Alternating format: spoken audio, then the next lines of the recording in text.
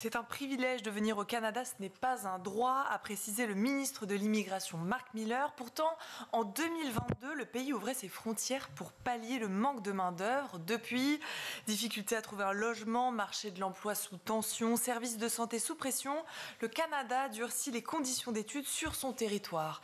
Comme l'a précisé Justin Trudeau, Premier ministre du Canada, sur son compte X, on va réduire de 35% le nombre de permis accordés aux étudiants étrangers cette année et encore de 10% l'année prochaine.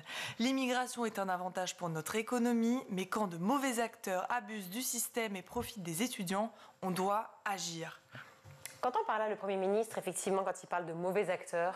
Eh bien, il fait référence aux agents d'immigration qui avaient falsifié plus de 100 lettres d'acceptation afin de permettre à des étudiants internationaux d'étudier et d'entrer au Canada.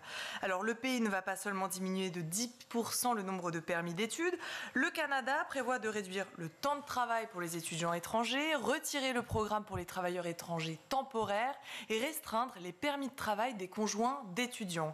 Réduire à 437 000 le nombre de permis pour étudiants internationaux en 2025 contre 485 000 cette année. Voici donc la volonté du gouvernement. Et donc les conséquences pour les universités, quelles sont-elles ? Eh bien, programme, nombre d'inscrits, une répercussion directe sur l'enseignement. On écoute Julia Scott, vice-présidente aux membres à l'Université Canada, au micro de Radio-Canada. Et les universités devront chercher des moyens de réduire leurs dépenses, qui pourrait se traduire par une diminution des programmes ou des cours ou encore par une réduction de services aux étudiants. Donc, nous nous préoccupons de l'avenir. Quand même, les universités sont résistantes, mais nous ne pouvons pas nous permettre une autre série de messages du gouvernement fédéral disent aux étudiants internationaux qui sont plus les bienvenus au Canada. Nous souhaitons travailler avec les autorités pour vraiment élaborer des solutions qui répondent aux priorités en matière d'immigration, mais tout en préservant le rôle fondamental des étudiants internationaux dans la prospérité du Canada et de ses universités. Pour les représentants d'universités, cette diminution du nombre d'étudiants étrangers soulève d'autres problèmes. Le rayonnement à l'international du pays, les conséquences sur la recherche et l'innovation, la dépendance du pays pour les étudiants étrangers, le manque d'investissement dans l'éducation, les disparités financières entre les établissements, la liste est longue. Et comment ça va se passer pour les étudiants qui veulent renouveler en fait leur année au Canada ? Oui, et bien selon le quotidien The Globe and Mail, c'est près de 203 000 étudiants qui ne pourront pas renouveler leur statut de résident. Alors on va entendre le témoignage de Clara, 33 ans, qui après une expérience en hôtellerie en France a souhaité reprendre ses études au Canada, mais en graphisme cette fois. Elle était au micro d'Alexis Gacon dans Reportage International sur RFI.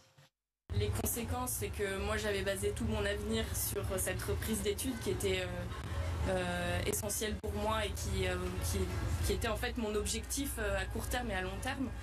Et en fait, tout ça, ça tombe à l'eau. Je suis dans un statut où je ne vais pas pouvoir travailler ici en attendant.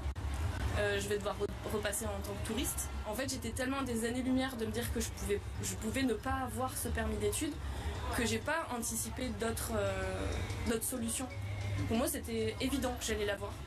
Alors on peut lire d'autres témoignages similaires dans le quotidien québécois La Presse. Simon, étudiant français en soins infirmiers, devra retourner en France après 3 années d'études au Canada et dit avoir le moral dans les chaussettes. Célia, éducatrice dans le secteur de la petite enfance, raconte dans Le Devoir, journal québécois, être dans l'attente de son permis de travail depuis 9 mois.